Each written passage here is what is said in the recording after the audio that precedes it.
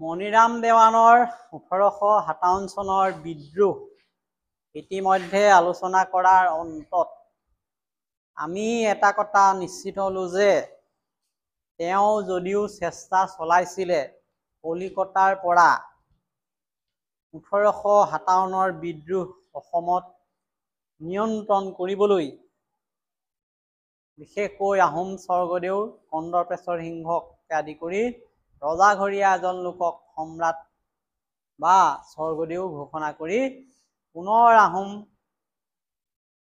শাসন প্ৰতিষ্ঠা কৰাৰ চেষ্টা চলাইছিলে। বিভিন্ন সংগী লৈ, অভিজাত শ্ৰেণীৰ লোকসকলক লৈ, ৰজাঘৰীয়া লোকসকলক লৈ। শেষত কিন্তু সকলো গোপন ৰহস্য ফাদিল হৈ সকলোৱে বিপদত পৰিলে, আনকি মণিৰাম দেৱানৰ নিচিনা ব্যক্তিৰ ফাঁচি হৈ গ'ল। অৰ্থাৎ আওপকীয়াভাৱে 57 বিদ্ৰোহ অসমত বিফল হ'ল। কি কাৰণত বিফল হ'ল সেই বিষয়ে আমাৰ আজিৰ মূল আলোচনা।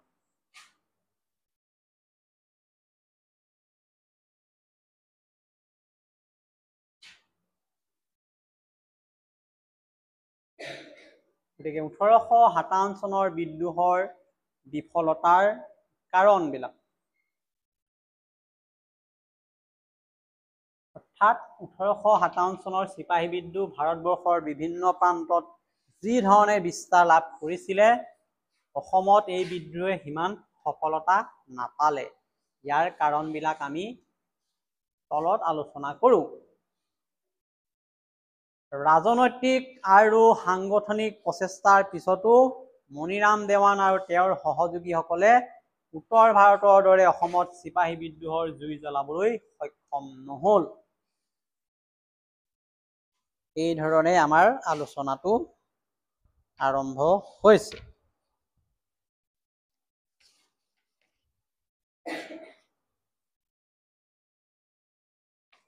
ইয়াৰ অৰ্থ মানে কি হ'ব যে মণিৰাম দেৱানৰ প্ৰচেষ্টা ঠিকেই আছিলে ৰাজনৈতিক আৰু সাংগঠনিক দুইটা দিশৰ পৰা, কিন্তু দিল্লী, লক্ষ্ণৌ, কানপুৰ এইবিলাক উত্তৰ ভাৰতৰ বিভিন্ন ঠাইত যি ধৰণে বিদ্ৰোহটো হৈছিলে, অসমত সেই ধৰণে নোহোৱাৰ কাৰণে ই বিফল হ'ল। এতিয়া কাৰণকেইটা আমি প্ৰথমে চাওঁ। এইটো অতি দৰকাৰী বিষয়বস্তুটো আমি আলোচনা কৰি আছো। প্ৰথম কাৰণটো কৈছে অসমৰ বিদ্ৰোহীসকলৰ সংখ্যা অতি তাকৰীয়া আছিল।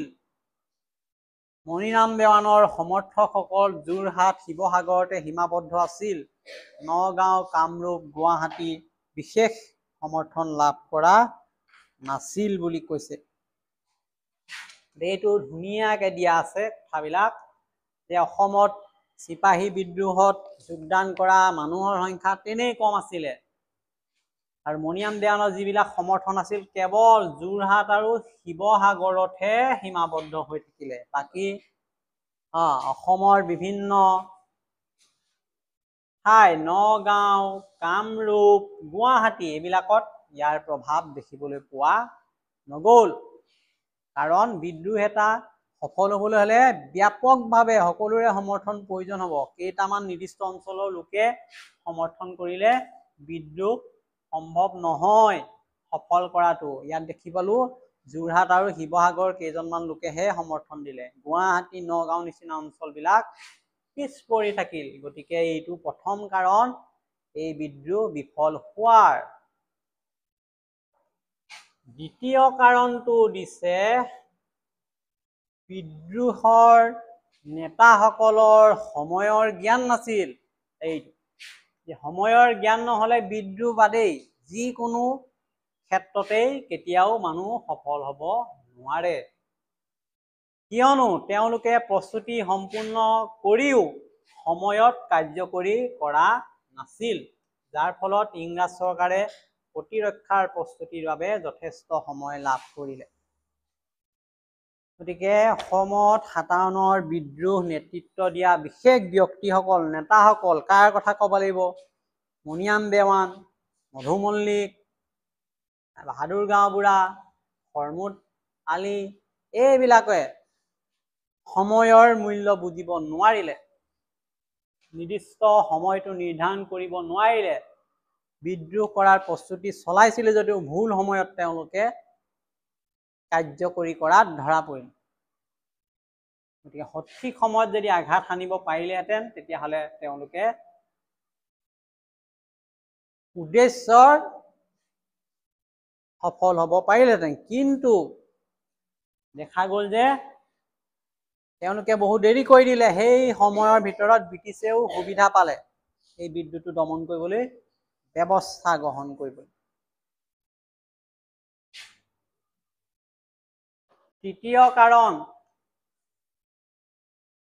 তৃতীয়টো বিদ্ৰোহৰ মুখ্য সংগঠক মণিৰাম দেৱান বিদ্ৰোহস্থলীৰ পৰা বহুজন দূৰৈত অৱস্থান কৰিছিল।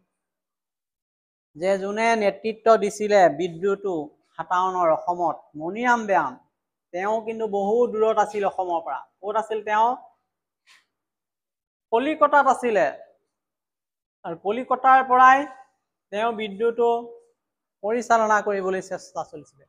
আৰু সেই সময়ত কলিকতা অসমৰ পৰা বহু দূৰত আছিলে। এতিয়াৰ দৰেতো তেতিয়া যোগাযোগ ব্যৱস্থা নাছিল বা ৰেল সেৱা ইমান উন্নত নাছিল, বিমান সেৱা উন্নত নাছিল, মোবাইলৰ ব্যৱস্থা নাছিল, পোষ্ট অফিচৰ তেনেকুৱা সুবিধা নাছিল যে কলিকতাৰ পৰা সহজেই নিয়ন্ত্ৰণ কৰিব পাৰিব। গতিকে তাৰ পৰা কি হ'ল, চিঠি পত্ৰৰ যোগেদি আদেশ পঠিয়াই বিদ্ৰোহ পৰিচালনা কৰাটো বাস্তৱসন্মত নাছিল। এইটো এটা ডাঙৰ ভুল।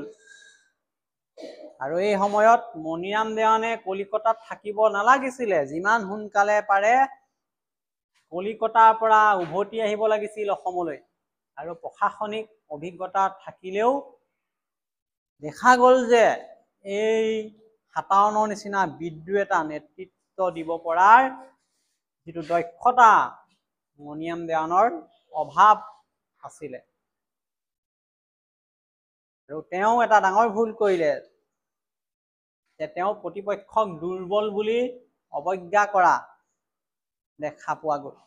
ব্ৰিটিছক একেবাৰে দুৰ্বল বুলি তেওঁ ভাবিলে। ব্ৰিটিছে তেওঁৰ ষড়যন্ত্ৰ গম নাপাব বুলি তেওঁৰ আত্মবিশ্বাস বেছি হ'ল। আৰু সেই প্ৰতিপক্ষৰ প্ৰতি থকা অৱজ্ঞা, ক্ষমতা, বুদ্ধিমত্তা, সেৱা জ্ঞান কৰিলে তাৰ পৰিণাম হিচাপে দেখা পালো যে ব্ৰিটিছে কি ধৰণে কৌশলেৰে সকলোবিলাক ষড়যন্ত্ৰ ধৰা পেলাই মণিৰাম দেৱানৰ লগতে সকলো নেতাক আটক কৰি ফাঁচি দি বিদ্ৰোহটো সম্পূৰ্ণৰূপে নিঃশেষ কৰি পেলালে। গতিকে মণিৰামৰ আটাইতকৈ ডাঙৰ ভুলটো তেতিয়া আছিল তেওঁ কলিকতাত থাকি বিদ্ৰোহটো পৰিচালনা কৰাটো। তেওঁ অসমলৈ ঘূৰি আহিব লাগিছিল। কলিকতাৰ পৰা চিঠি দিছে, কলিকতাৰ পৰা খবৰ দিছে, কলিকতাৰ পৰা আদেশ দিছে, কলিকতাৰ পৰা কাৰোবাক পঠাইছে, এনেকুৱা ধৰণৰ এইবিলাক কথাই বিদ্ৰোহটোক দুৰ্বল কৰি পেলাইছিল। চতুৰ্থ যিটো কাৰণ আছে এইটো আমি ইতিমধ্যে পঢ়িছোৱেই, তথাপিও আকৌ এবাৰ কৈ দিছো যে বিদ্ৰোহটো কেনেধৰণে জনসাধাৰণৰ মাজলৈ বিয়পি গৈছিল, কোন কোন অঞ্চলক বিদ্ৰোহটোৱে আকৰ্ষিত কৰিছিলে বা কোন শ্ৰেণীৰ লোক ইয়াৰ লগত জড়িত হৈছিল। সমাজৰ প্ৰতিটো শ্ৰেণীৰ মানুহকে বিদ্ৰোহত জড়িত কৰিবলৈ মণিৰাম দেৱান তেখেতৰ সহযোগীসকলে কোনো প্ৰচেষ্টা হাতত লোৱা নাছিল। এইটো বিদ্ৰোহটো যদি সফল হয় সমাজৰ সকলোৱে ইয়াত লাগিব।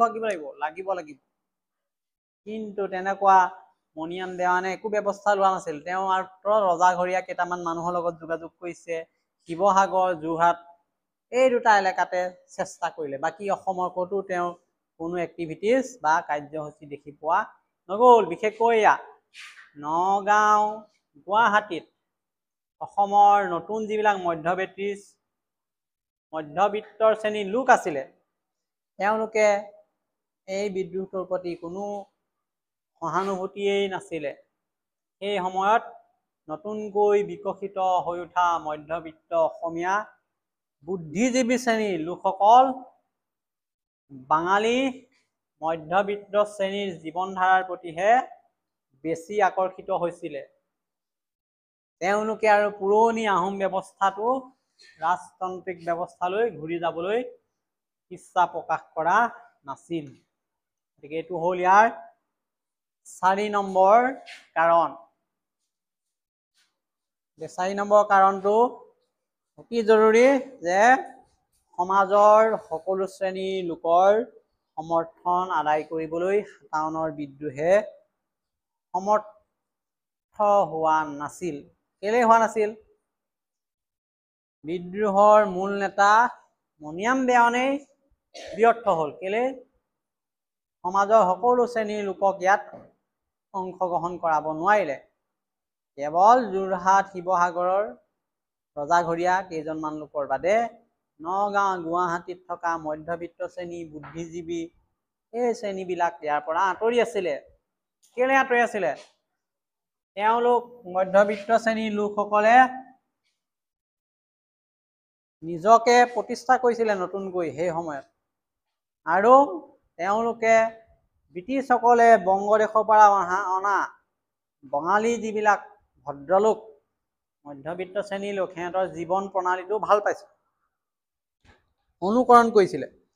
গতিকে তেওঁলোকে বিচৰা নাছিলে যে এই বিদ্ৰোহটো হ'ব, আকৌ আহোম শাসন আহিব, আকৌ পাইক প্ৰথা হ'ব, আকৌ ৰজাৰ শাসন হ'ব, এইবিলাকৰ প্ৰতি আকৰ্ষিত নহৈছিলে। গতিকে তেওঁলোকে একো সমৰ্থন আগবঢ়োৱা নাছিলে। গতিকে কি হ'ল? 57 চনৰ বিদ্ৰোহত অসমৰ এই শ্ৰেণীৰ লোকে কোনো সহানুভূতি নিদিলে। অসমত বিদ্ৰোহটো হওঁতে কোনো সঁহাৰিও নিদিলে, আৰু বিদ্ৰোহটোৱে অকণমান বুৰবুৰণি হৈ থাকোঁতেই ব্ৰিটিছে এই বিদ্ৰোহক সম্পূৰ্ণৰূপে দমন কৰিবলৈ সক্ষম হ'ল এইসকল লোকৰ সমৰ্থন নোপোৱাকৈ। 5 নম্বৰ কাৰণ, এতিয়া পৰীক্ষা এতিয়া 6টা কাৰণ লিখিবলৈ আহে, 6 নম্বৰ, এতিয়া 4টা পঢ়িলোৱেই। এতিয়া 5 নম্বৰ কাৰণটো কি? পঞ্চম কাৰণ,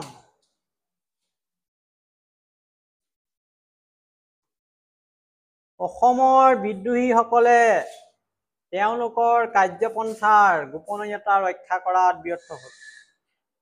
গতিকে চিপাহী বিদ্ৰোহ সমগ্ৰ দেশজুৰি হৈছে, ব্ৰিটিছৰ বিৰুদ্ধে হৈছে, আৰু অতি গোপনে হ'ব লাগিছিলে। গোটেই প্লেনিংটো, আঁচনিটো, কাৰ্যসূচী, কিন্তু দেখা গ'ল যে এই অসমত বিদ্ৰোহীসকলে তেওঁলোকৰ এই গোটেই কাৰ্যসূচীটো গোপনে ৰাখিব নোৱাৰিলে, ধৰা পৰি গ'ল। ফলস্বৰূপে কি হ'ল? সমগ্ৰ পৰিকল্পনা ব্ৰিটিছ চৰকাৰৰ অৱগত হ'ল, আৰু বিদ্ৰোহ নিৰ্মূল কৰাত ব্ৰিটিছসকল সফল হ'ল। 6 নম্বৰ কাৰণটো কি কৈছে? অসমৰ বিদ্ৰোহীসকলে প্ৰয়োজন অনুযায়ী অস্ত্ৰ শস্ত্ৰৰ যোগান পোৱাই নাছিল। বিদ্ৰোহ এটা কৰিব ব্ৰিটিছৰ নিচিনা এটা ঔপনিৱেশিক শক্তিৰ বিৰুদ্ধে, গতিকে অস্ত্ৰ শস্ত্ৰ অতি জৰুৰী আছিলে, কিন্তু অস্ত্ৰ শস্ত্ৰ তেওঁলোকে নাপালেই। অস্ত্ৰ শস্ত্ৰ কোনে যোগান ধৰাৰ কথা কৈছিলে? মণিৰাম দেৱানে কলিকতাৰ পৰা যোগান ধৰিব। কিন্তু সেই অস্ত্ৰ শস্ত্ৰ যোগান ধৰাৰ আগতেই মণিৰামক গ্ৰেপ্তাৰ কৰিলে। গতিকে মণিৰাম দেৱানে অস্ত্ৰ শস্ত্ৰ যোগান দিয়াৰ কথা আছিল যদিও তাৰ আগতেও তেওঁ ধৰা পৰিলে। গতিকে একেবাৰে দুৰ্বল হৈ গ'ল বিদ্ৰোহটো। কোনো অস্ত্ৰ শস্ত্ৰ নোহোৱাকৈ ব্ৰিটিছৰ আগত বিদ্ৰোহ কৰি তেওঁলোকে কেনেধৰণে সফল হ'ব, এইটো একেবাৰে সহজকে ওলাই পৰিল কিমান দুৰ্বল আছিলে বিদ্ৰোহটো। এতিয়া শেষত কি ক'লে? ভাৰতবৰ্ষৰ অন্যান্য প্ৰান্তৰ দৰে অসমতো ব্ৰিটিছ সৈন্য বাহিনীত যিবিলাক ভাৰতীয় লোক আছিলে, সৈন্য আছিলে, তেওঁলোকে মূল চালিকা শক্তি হিচাপে বিদ্ৰোহত অংশগ্ৰহণ ল'ব লাগিছিলে, কিন্তু নাই লোৱা।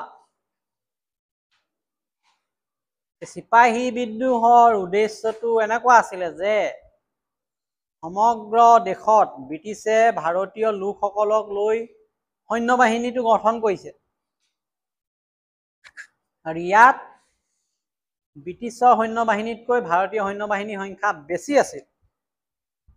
এতিয়া 57ৰ বিদ্ৰোহটোত ঠিক কৰা হৈছিল যে যেহেতু ভাৰতীয় সৈন্য সংখ্যা বেছি আছে ব্ৰিটিছতকৈ, যদি সকলো ভাৰতীয়ই বিদ্ৰোহ কৰি দিয়ে ব্ৰিটিছে তেতিয়া তেওঁলোকৰ অলপ কম সংখ্যক সৈন্যহে আছে, বিদ্ৰোহটো দমন কৰা তেনেই বিফল হ'ব। কিন্তু সেইটো নহ'ল, ভাৰতীয় সকলো সৈনিকে এই বিদ্ৰোহত অংশগ্ৰহণ নকৰিলে কৈছে।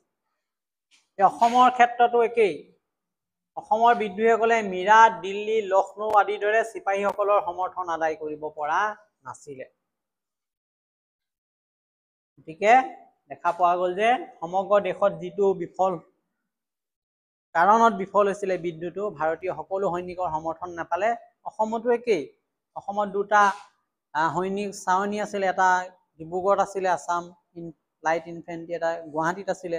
তাত যিবিলাক সৈনিক আছিলে ভাৰতীয়, এই সৈনিকবিলাকৰ লগত যোগাযোগেই নহ'লে বহুতৰ, গতিকে সিহঁতৰ সমৰ্থনেই নাপালে। গতিকে অন্যান্য দেশৰ দৰে অসমতো তেওঁলোকৰ অংশগ্ৰহণ সীমিত হৈ থকাৰ কাৰণে এই বিদ্ৰোহটো বিফল হ'ল। গতিকে আমি এতিয়া কি ক'ব পাৰোঁ ইয়াৰ পৰা, যে 1857 চনৰ বিদ্ৰোহটো অসমত বিফল হ'ল, তাৰ কাৰণবিলাক আমি স্পষ্টকৈ আলোচনা কৰিলোঁ। আৰু এই কাৰণবিলাকৰ পৰা এটা কথা নিশ্চিত হ'ল যে 57ৰ বিদ্ৰোহে সমগ্ৰ দেশৰ লগতে অসমতো ইমান প্ৰভাৱ পেলাব নোৱাৰিলে যিমান প্ৰভাৱ পেলাব লাগিছিল, আৰু সেই প্ৰভাৱ পেলাব নোৱাৰাৰে কাৰণখিনি আমি এতিয়া আলোচনা কৰিলোঁ। গতিকে পৰীক্ষাত এই বিষয়বস্তুটোৰ ওপৰতে ভিন্ন ধৰণৰ প্ৰশ্ন আহে, আৰু এই প্ৰশ্নবিলাকৰ উত্তৰবিলাক আমি সংক্ষেপে এইকেইটা টিচিং পইণ্টত এতিয়া আলোচনা কৰিলোঁ। এইকেইটা কি, আমি যে 6-7টা কাৰণ পঢ়িলোঁ, কাৰোবাৰ কিবা কাৰণত 6-7টা কাৰণ মনত নৰল, এনেই এইকেইটা মনত আছিলে, এইকেইটাকে লিখি দিলে, প্ৰশ্নটো 6 আছে, এইকেইটাতে 3 পাই যাব কিবা কাৰণত, কাৰণ সি 10 পাই আছে, পাব লাগে 13 পাছ কৰিবলৈ। গতিকে এই প্ৰশ্নটোৰ উত্তৰ যদি এইকণ লিখি দিয়ে 6 থকা প্ৰশ্নটো, তেতিয়া এই 3টো তেতিয়া দি 13 কৰি দিব, এইটো সুবিধা হৈ যাব। বা তেনেকুৱা ধৰণৰ এটা মেথমেটিক্স আছে বহীখন চোৱাৰ সময়ত, কিন্তু নম্বৰ এটা দিবলৈ মানুহক স্কোপ লাগিব, একো যদি নিলিখে ক'ৰ পৰা দিব। গতিকে আমি প্ৰথমে মনত ৰাখিব লাগিব এই পইণ্টকেইটা, যে এই প্ৰশ্নটোত কি কি কথা থাকিব উত্তৰটোত, আৰু এইকেইটাই বৰ্ণনা কৰিব পৰাৰ কৌশলটো আয়ত্ব কৰিব লাগিব। গতিকে আমি যদি পোনে পোনে যাওঁ, আমাৰ মনত এইকেইটা ডাইৰেক্ট আহি যাব লাগিব, যে 57ৰ বিদ্ৰোহ অসমত কিয় বিফল হ'ল। 1 2 3 4 6 7 কি আছে, অসমত বিদ্ৰোহৰ সীমাবদ্ধতাৰ সমৰ্থন, সময় জ্ঞানৰ নেতৃত্বৰ অভাৱ, মণিৰাম দেৱানৰ নেতৃত্বৰ সীমাবদ্ধতা, সমাজৰ সকলো শ্ৰেণী জড়িত নোহোৱা, গোপনীয়তা ৰক্ষা কৰাত ব্যৰ্থতা, অস্ত্ৰৰ নাটনি, যিটো আৰু চিপাহীসকলৰ সমৰ্থনৰ অভাৱ, এইকেইটা মূল পইণ্টছ। এইকেইটা লিখিব পাৰিলেও মিনিমাম 3 নম্বৰ এটা পোৱাৰ সুবিধা হ'ব। গতিকে আমাৰ শেষত এই ধৰণৰ প্ৰশ্নবিলাক তোমাৰ কাৰণে পৰীক্ষাত আহিব পাৰে। 57ৰ বিদ্ৰোহত মণিৰাম দেৱানৰ সমৰ্থকসকলে কোন ঠাইত সীমাবদ্ধ আছিল, যোৰহাট আৰু শিৱসাগৰ। কেনেকৈ বিদ্ৰোহৰ সময় জ্ঞানৰ অভাৱ দেখা গ'ল, কাৰণ নেতাসকলে প্ৰস্তুতি ঠিকেই কৰিলে, কাম কৰাৰ সময়ত ব্যৰ্থ হৈছে। অসমত মধ্যবিত্ত শ্ৰেণী বিদ্ৰোহ সমৰ্থন নকৰাৰ কাৰণ কি আছিল, অসমত যিটো মধ্যবিত্ত শ্ৰেণীৰ লোক আছিল, মিডল ক্লাছ শ্ৰেণী, তেওঁলোকে পুৰণিকলীয়া আহোম শাসন ব্যৱস্থাটোৰ প্ৰতি বিশ্বাস নাছিলে। তেওঁলোকৰ এতিয়া ব্ৰিটিছে নতুনকৈ প্ৰতিষ্ঠা কৰা বংগদেশৰ পৰা অহা বঙালী হিন্দুবিলাকৰ যি জীৱন, তাৰ প্ৰতিহে তেওঁলোক আকৰ্ষিত হৈছিল। গতিকে এইখিনি কথা আমি একেবাৰে কম সময়তে আলোচনা কৰিলোঁ, আৰু এইটো হ'ল 5 নম্বৰ বা 6 নম্বৰৰ প্ৰশ্ন উত্তৰ। এইখিনি আমি লাষ্ট 20 মিনিটত আলোচনা কৰিলোঁ। এই 20 মিনিটটো যদি তোমালোকৰ মনত থাকে, পৰীক্ষাত 6 নম্বৰ পাব পাৰি বা 5 নম্বৰ পাব পাৰি।